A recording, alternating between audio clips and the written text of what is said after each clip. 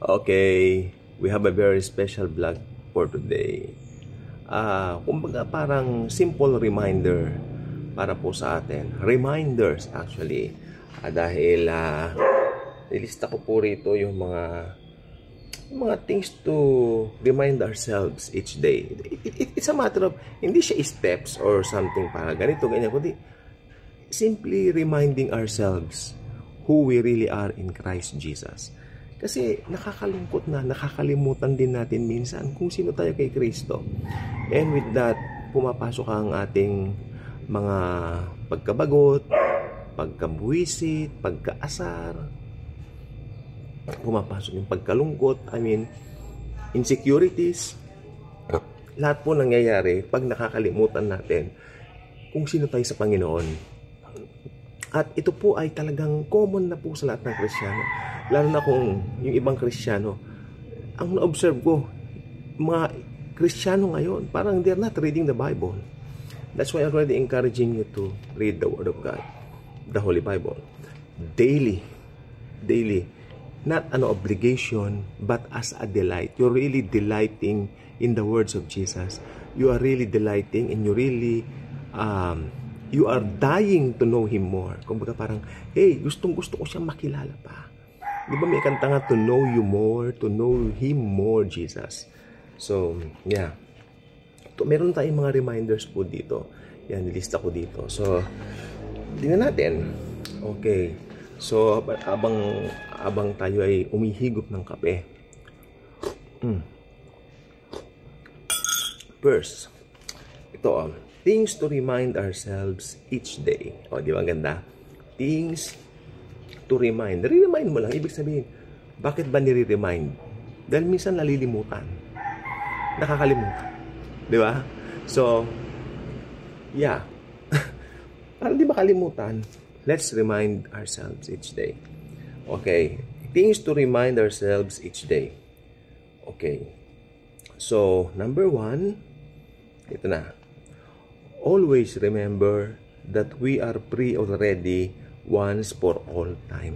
Tagalog, lagi po nating tatandaan na malaya na po tayo dahil kay Kristo Jesus. Okay?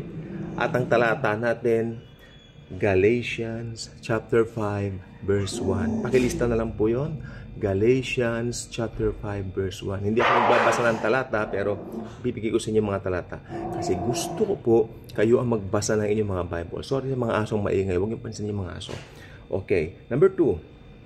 Always remember that Jesus knows what is best for us. Lagi nating alalahanin na alam ni Jesus kung ano yung makabubuti para sa atin. Jeremiah 29:11. Ito ba ay kailangan pang i-memorize yan? Diba? For I know the plans for you, mga ganun-ganun na talata, diba? So, yun ang tipong basahin na lang po ninyo. Number 3, always remember, ito. Alam niyo sa limang ito yung tinuturing kong pinakamahalaga na dapat alam po natin. Alam ninyo. Okay, ito na rin.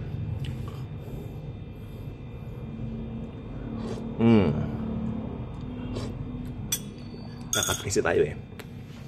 Ito, sa limang nakalista rito, ito yung sinuturing kong pinaka-importante.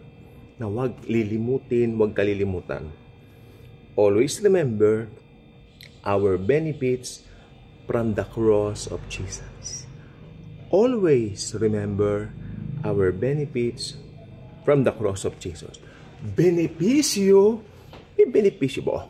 Kung may benepisyo, halimbawa, matagal ka nagtrabaho sa bangko, sa mga establishmento, abay, syempre, may benefits kang makukuha pagdating ng iyong tinatawag na retirement o pagtanda mo. Nandiyan ang SSS, nandiyan ang pag-ibig, pero sa atin, higit pa sa pag-ibig ng mundo. Pag-ibig ni Kristo, meron tayo. Okay? Ako may SS ba? Meron, hindi ko hinuhulugan. Nakakatamad kasi maghulog, karaming proseso. Karaming proseso, grabe. So, hindi ko nahulugan matagal na. Gusto niyong hulugan nyo. Joke. Okay. Meron pong benefits kasi sa, always remember, benefits from the cross of Jesus. Okay? Ito po ay matatagpuan natin sa Psalm 103 verses 2 to 5. Psalm 103, yan, verses 2 to 5. Basahin na lang po ninyo. Mga awit, 103, mga talatang 2 hanggang 5. No? Ito po yung ikaw ay pinatawad. Unang-una, pinatawad ka muna, pinagaling, pinagkalooban ng biyaya, etc. etc. Makikita po niyo doon yun. Pang-apat, always remember that Jesus, I love this, Jesus is our protection.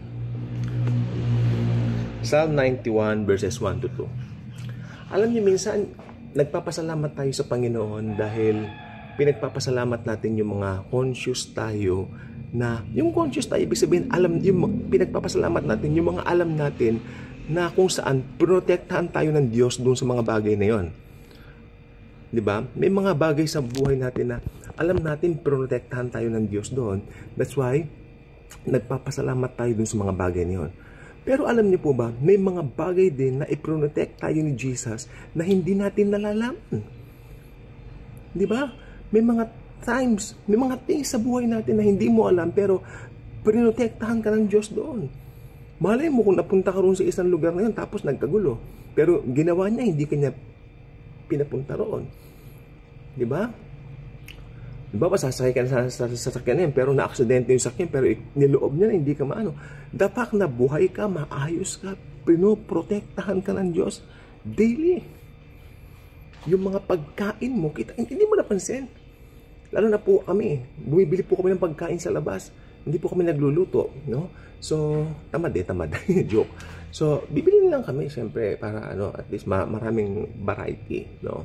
So, pero yung darating sa amin yung pagkain na maayos, walang anumang chemicals, na maayos sa katawan namin, na hindi kami nagkakasakit, yun po ay protection ng Diyos sa atin. Diba?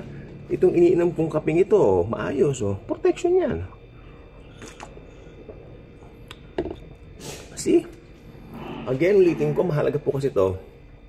Meron mga bagay na conscious tayong alam natin, i-protect tayo ni Lord Jesus doon. Pero may mga things din sa buhay natin na hindi natin alam, pero pinoprotektahan tayo ng Diyos at patuloy na pinoprotektahan. We should put that here. Okay? Put that in our minds. Okay? Okay, panghuli na po ito. Always remember that in Christ, we are complete. Nako, kailangan pa ba ng ibang points? Kumpleto ka na nga eh. Matatagpuan po ito sa Colossians chapter 2 verse 9 and 10. You are complete in Him, sabi doon. Ang linaw po eh. Ang liwanag sa Bible eh. Diba?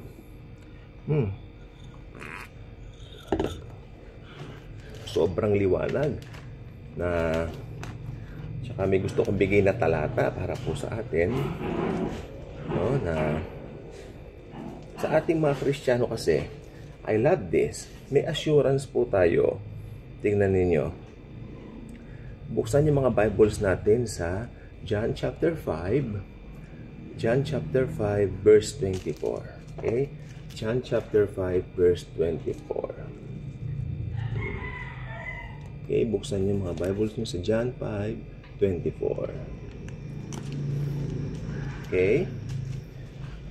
John chapter 5 verse 24 states, most assuredly, I say to you, he who hears my word and believes in Him who sent me, ang Ama, ang Father God, okay, has everlasting life and shall not come into judgment, but has passed from death into life. Hindi nahahatulan ang mga na kay Kristo Jesus. Yan ang pangako ng aklat na ito. Yan ang pangako ng Biblia sa atin. Hindi na po tayo hahatulan pa. Paniwalaan natin yan dahil yan po ang buong katotohanan. Mahal tayo ng Panginoong Jesus at iniingatan po niya tayo. Ira-rapture na po niya tayo anytime dahil alam niya, delubyo ang sinok. Joke. Delubyo ang darating sa mundo pagdating ng tribulation. Yung first 3.5 years, tribulation.